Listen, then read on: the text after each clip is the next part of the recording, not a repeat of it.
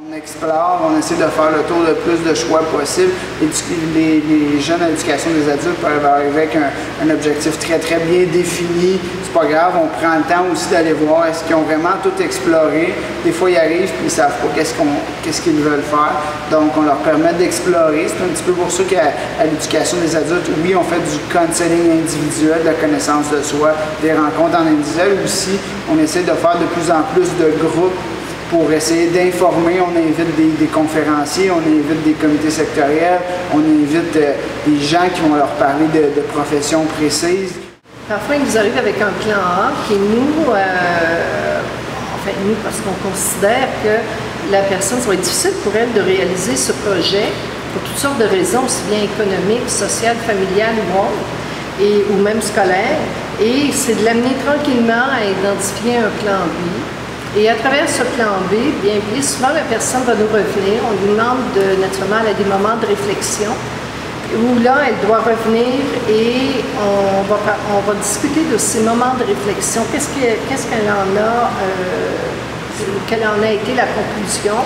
Et tranquillement, bien souvent, eux-mêmes vont dire, ben là, regarde, je pense que je vais plus m'attarder dans mon plan B. Puis bon, mon plan A, c'est où je le mets de côté ou peut-être je vais le revoir plus tard. De permettre à l'élève de mieux se connaître, de découvrir davantage à travers des activités ponctuelles ou des démarches mieux encadrées à travers les stages.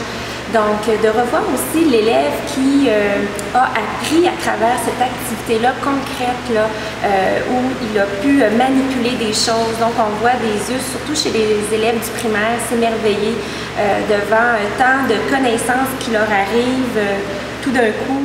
Le but, évidemment, c'est de trouver c'est quoi ses forces, ses faiblesses. On n'aime pas tout, on n'est pas capable de tout faire. Et souvent aussi, il y a l'influence des pères, des parents, il y a des légendes urbaines qui circulent. Donc, c'est de recentrer l'élève à travers, je vous dirais, 2, 3, peut-être 4 rencontres et de l'amener à mieux se connaître. Un des défis aussi, c'est l'information.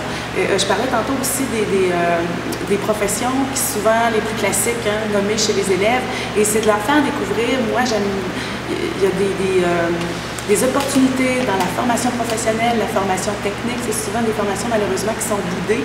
Et là, je leur fais découvrir certaines professions, des dizaines de techniques au cégep, par exemple, des métiers. Puis là, c'est de faire, donc pas tous, là, c'est correct, mais il y en a pour tous les goûts.